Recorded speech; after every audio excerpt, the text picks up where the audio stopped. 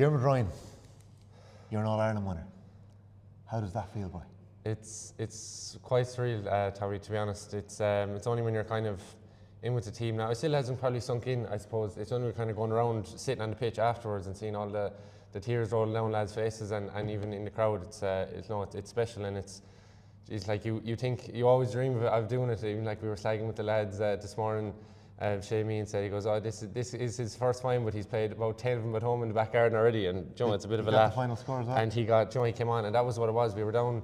A lot of players had to go off there. It was just it was savage intensity, and Cork brought on their panel as well, and their subs came on and nearly won the game as well. So our subs came on and just did so well, every single one of them, and that's what you need for All-Ireland. Any team that's going to win All-Ireland, you're going to need 20, 25, 26 lads for how many minutes it went on for. You certainly had it, and it was an incredible game, and we'll come back to that in 2 seconds. All your teammates are on the bus, so I'm not going to keep you too long. But can we talk about the aftermath and those moments afterwards? Because on the screen we could see Adam Hogan in tears, we could see Tony Kelly in tears, we could see Brian Lohan up on the shoulders of the selectors.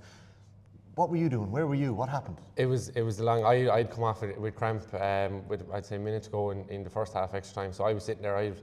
Myself, David Reedy, and Padjo, are one of our statsmen, were just sitting there grabbing each other, and like when the ball went wide there for the last one, you just hear the whistle. You just, it's kind of a blur for a few minutes. You grab the nearest fella towards you, and you kind of run around, and it's mad to think. And even like the likes of Tony and John and the lads, they've already won one, but to see how much it meant to win their second one was crazy. And some of us watching in 2013, we were slagging that we had some of the goal stuff at home in a box under our bed, and now we're winning ourselves. So it's a really special day.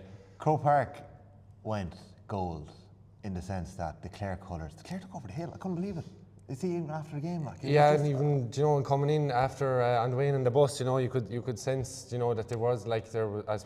you could see seas of red, and it's lovely. Like you're looking out on the bus, it's what you see, and and the banging on the bus, it was nice, I suppose. And they're the memories that you look back on only now and think, geez, it was class coming in. But geez, the support now in fairness to Clare Sport was, for like we're not as big as Cork, definitely not. But in fairness to Cork, look, they brought such colour to the championship, and they were probably, when you weren't playing them, they were probably one of the best teams to watch in their pace and everything. And we knew, look, it was literally a puck football there in the day, and it was their support. It was excellent again as well. It really was. It was just a puck of the ball. The start of the game.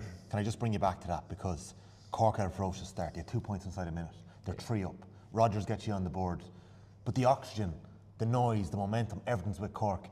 You had a couple of big interventions there. Can you just talk to me, because there were 2 monsters, Diarmuid, and I've seen you do them 100 times over. You did one against Cork last year in the Munster Championship. You needed to nail them, like you'd been off a bit with a couple of wides. And it was coming up to now as well. Those probably haven't been going over as well. And like I suppose as a back, you just want to get on the balls, and it kind of opened up even the first few minutes. And I was marking Seamus Hardy as well, and it was opening up for him. So I was kind of tip for tat at the start. And then when we just knew that we, once we got into the game, we could get it back. And I suppose Aidan's goal was just brought. It gave us back in. We needed a score, and Sod set it up as well. So we just needed that kind of just to get into our rhythm. And once we did, the score started coming, and our big players started to stand up. Your brother Conor Ryan was man of the match in the drawn game 2013.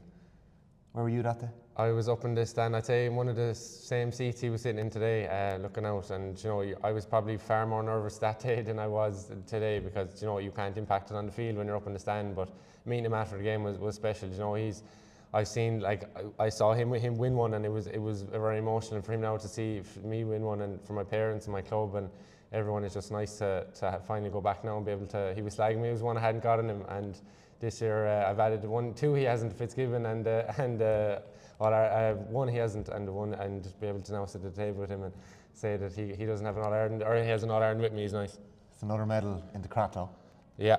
So I'm going to let you go. Thanks for chatting to me. Thanks, Tommy. I'll see you training. I'll be there Tuesday night. Yeah. Fair play to you. But that's all part of it as well. And get back, and we're going to celebrate with all our club now. And it's going to be a nice week just to meet everyone and see how much it means to everyone. It was a remarkable game, with remarkable performances from both sides. There's so much to get into it. I'm sure I'll be burning the ear off you and chatting to you again soon. But thanks for chatting to me. Thanks, Tommy. Well done, man. Thank you.